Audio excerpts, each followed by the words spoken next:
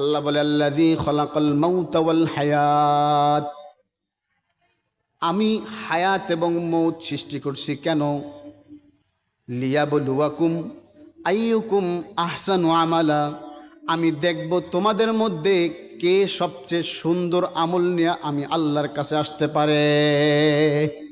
এই কি আমল নিয়ে বলেন? সুন্দর আমল নিয়া।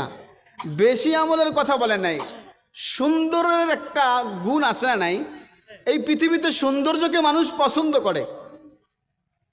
আল্লাহ বলছেন লিয়াবলুয়াকুম আইয়ুকুম আহসানু আমালা, কে কার থেকে সুন্দর আমল নিয়ে আমার কাছে আসতে পারে। সাহাবা একরাম সুন্দর আমল করছেন, তাদের আমলটা বড় সুন্দর ছিল। আমাদের আমলের মধ্যে সৌন্দর্য নাই। পৃথিবীতে যত আমল আছে তার মধ্যে সর্বশ্রেষ্ঠ আমল হলো নামাজ। সাহাবীদের এই নামাজের আমল এত সৌন্দর্য ছিল, সাহাবীরা 2 রাকাত নামাজের মাধ্যমে আল্লাহু আকবার, আসমান থেকে বৃষ্টি প্রয়োজন সাথে সাথে নামায় ফেলছে। আল্লাহু আকবার। সাহাবীরা নামাজের মাধ্যমে সমুদ্র পার হয়ে চলে গেছে। সাহাবীরা নামাজের মাধ্যমে নিজের মরা গাদাকে জিন্দা করে ফেলেছে।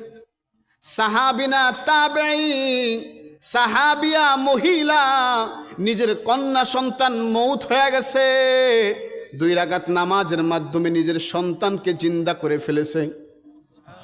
আল্লাহু আকবার বলেন। তাহলে সাহাবীদের আমলটা ছিল জিন্দা, তাদের নামাজটা ছিল শানদার। জিন্দিগি আল্লাহ তাদের বানায় দিছে শানদার, ঠিক না বে ঠিক? নামাজটা যদি জানদার হয় জীবনটা হবে শানদার। আমাদের নামাজটা এমন 2 রাকাত নামাজের মধ্যে দুনিয়ার খবর চলে আসে। কয় রাকাত নামাজ থেকে কয় রাকাত যায় খবর নাই। সূরা ফাতিহার মুরা নাই, সূরা ফাতিহার কি নাই, আত্মায়াত দুরূদ শরীফের খবর নাই। দোয়া কুনুত ছোটবেলায় মক্তবে পড়ছি, ওই যে হারায় গেছে আর টোকায় আনতে পারি নাই, ঠিক না বে ঠিক? এটা হলো আমাদের নামাজের অবস্থা। নামাজের মধ্যে মশায় কামড় দিলে আমাদের খবর হয়ে যায়, কিন্তু সাহাবীরা নামাজ পড়ছে, সাহাবী রুকুর মধ্যে দাঁড়ায় আছে, পিঠের উপরে পাখি আইসা বসে গেছে, সাহাবীর খবর না। আল্লাহর নবীর সাহাবী হযরতে আলী নামাজ পড়তেছেন। যুদ্ধের ময়দানে হযরতে আলীর পায়ের ভিতরে এমন তীর ঢুকে গেছে যেটা গিরার সাথে এমন আটকে গেছে, তীর খুলতে পারতেছে না কেউ। আর ওই তীর যদি না খোলা হয় জখম হয়ে যাবে। সাহাবীরা সারাদিন শত চেষ্টা করেও খুলতে পারে নাই। একজন বলে, শোনো, খুলতে পারবা না, আমার পরামর্শ নাও। হযরতে আলী যখন নামাজে দাঁড়াইবে, যদি তুমি চাও তখন তার তীর খুলতে পারবা, কারণ হযরতে আলী নামাজে দাঁড়াইলে তার কোনো হুঁশ থাকে না। সাহাবীরা জড়ো হয়ে গেলেন, হযরতে আলী কখন নামাজে দাঁড়ায়। আল্লাহর নবীর জামাত হযরতে আলী নামাজে দাঁড়াইলেন। সাহাবায়ে কেরাম ওনার নামাজের ভিতরে জোরে টাইনা তীর খুলছে, হযরতে আলীর খবরও নাই। নামাজের সালাম ফিরায় দেখে সাহাবায়ে কেরাম দাঁড়ায় আছে। হযরতে আলী কয়, তোমরা আমার তীর খুলতে আসছো? একজন কয়, তীর খোলা হয়ে গেছে। জানি না। তাহলে ওই নামাজ আর আমাদের নামাজ পার্থক্য আছে না নাই? হ্যাঁ, ওই নামাজের দাম ছিল আল্লাহর কাছে। ওই নামাজ এমন ছিল যে নামাজের মাধ্যমে আল্লাহ তাআলা সরাসরি আসমান থেকে আল্লাহ তাআলা তাদের জন্য রিজিকের ফয়সালা করে দিয়েছেন। সাহাবী মরুভূমির প্রান্তর দিয়ে চলতেছে, সাথে একটা গাধা, যেই গাধার উপরে সওয়ারি হয়ে সাহাবী চলতেছে। ক্লান্ত হয়ে গেলে ওই গাধার দুধ দহন করে সাহাবী পান করেন। আবার ওই গাধার উপরে সওয়ার হয়ে তিনি চলেন একা একা মরুভূমির প্রান্তরে, আর কেউ নাই। প্রচন্ড গরমে বালুকাময় হঠাৎ করে সাহাবীর ওই গাধাটা মারা গেলেন। সাহাবী বলে হতাশ হয়ে গেলেন, এই মরুভূমির প্রান্তরে কেউ নাই, চতুর্দিকে মরুভূমি, গরম, আর একটা গাধা আমার সম্বল ছিল, যার দুধ দহন করে আমি পান করতাম, যার উপরে সওয়ার হয়ে আমি চলতাম। আজকে আমার সব শেষ হয়ে গেলে কি করবে? কিন্তু সাহাবীর চিন্তা নাই, তার ভিতরে একটা ইয়াকিন ছিল আমার সাথে নামাজ আছে, ওই নামাজের মাধ্যমেই সব মাসলা হল করা সম্ভব। সাহাবী নামাজে দাঁড়ায় গেলেন, আল্লাহু আকবার। সাহাবী নামাজ পড়লেন 2 রাকাত। কয় রাকাত? 2 রাকাত নামাজের মাধ্যমে আল্লাহু আকবার। সাহাবী সালাম ফিরায়া দোয়া করলেন, ও আল্লাহ, সম্বল ছিল শুধু একটা গাধা, যার দুধ দহন করে আমি পান করতাম, যার উপরে সর হয়ে আমি চলতাম। ও আল্লাহ, শেষ হয়ে গেছে, মেহেরবানি করে এই মরুভূমিতে সাহায্য করে নেওয়ালা আমার কেউ নাই। সাহাবী হাত নামানোর আগে তাকায় দেখে ডান দিকে মরা গাধা জিন্দা হয়ে আছে। আমার আল্লাহ পারে কি পারে না? আরেকজন সাহাবী রাদিয়াল্লাহু তাআলা, আঙ্গুরের বাগানে পানি দরকার, যেমন আমরা ফসল করি পানির প্রয়োজন হয়, মিশিং লাগে আমরা সেচ করি অথবা নিচের থেকে পানি উঠায় আমরা চাষবাস করি, কিন্তু সাহাবীর বাগানে পানি প্রয়োজন। সাহাবী বাগানের কর্মচারীকে বললেন, সাহাবী বলবে মিশিং লাগাও অথবা পানি আনো, কিন্তু সাহাবী ওটা বলতেছে না। সাহাবী বলতেছে, আমার জায়নামাজ নিয়ে আসো, আমার উজুর লোটা নিয়ে আসো, আর আমার মেসওয়াকটা নিয়ে আসো। আল্লাহু আকবার। উজুর লোটা নিয়ে আসলেন, সাহাবী উজু করলেন, 2 রাকাত নামাজ আদায় করলেন। সাহাবী হাত উঠাইলেন, দোয়া শুরু করলেন। বাগানের কর্মচারী বলে, সাহাবীর হাত নামানোর আগে আসমান থেকে মুষলধারে বৃষ্টি শুরু হয়ে গেছে। আল্লাহু আকবার।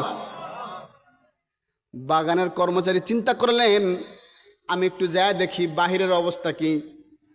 বাগানের কর্মচারী, সাহাবীর কর্মচারী বাহিরে যায় দেখে বাহিরে কোথাও বৃষ্টি নাই, শুধু সাহাবীর বাগানেই বৃষ্টি পড়তেছে।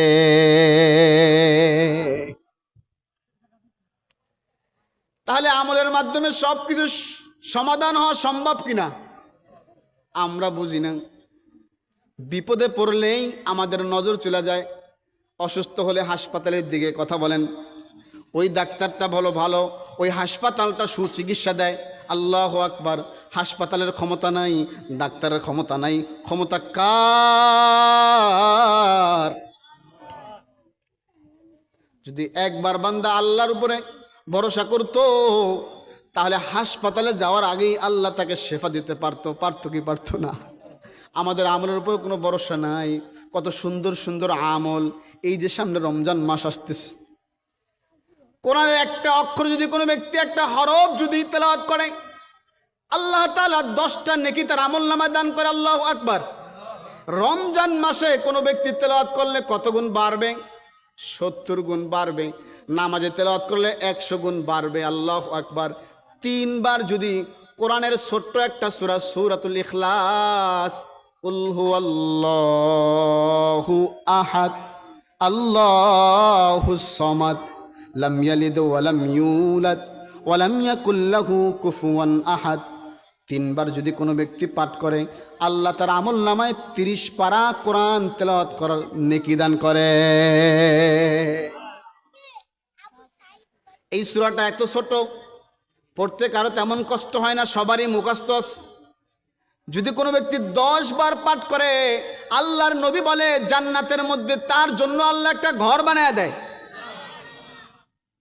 আল্লাহর নবী সাহাবীদের সামনে বয়ানটা করতেছিলেন, 10 বার পড়লে জান্নাতে একটা ঘর হয়, 20 বার পড়লে 2টা ঘর হয়, 30 বার পড়লে কয়টা ঘর হয়?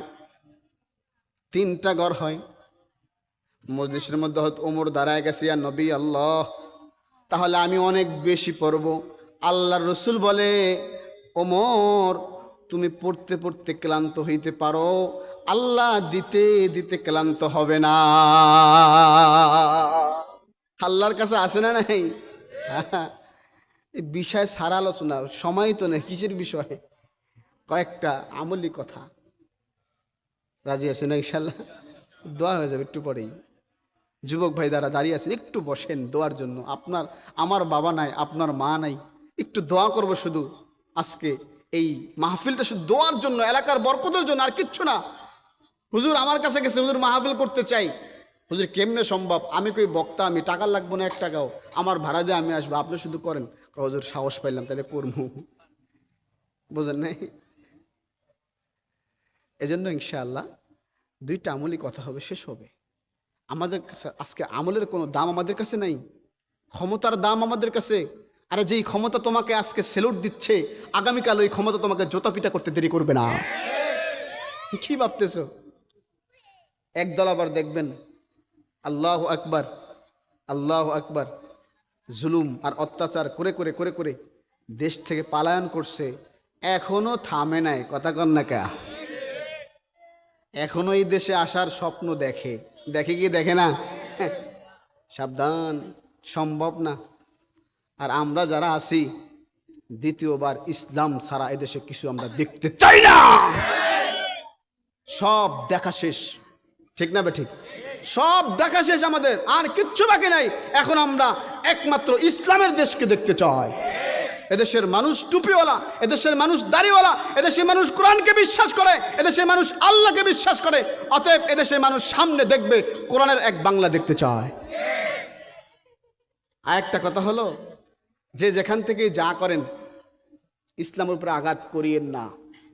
বিগত দিনে যাদেরকে দেশ থেকে ভাগানো হয়েছে, তারা কোনো তাদের অন্যায় ছিল না, একমাত্র ইসলামের উপরে হাত দেওয়ার কারণেই তাদের আজকে অবস্থা হয়েছে। আল্লাহ আমাদেরকে বুঝার তৌফিক দান করেন। আমলে আমরা বিশ্বাস করি, ঠিক না ঠিক? আমলে সব কিছু করা সম্ভব, আমলে সব হওয়া সম্ভব।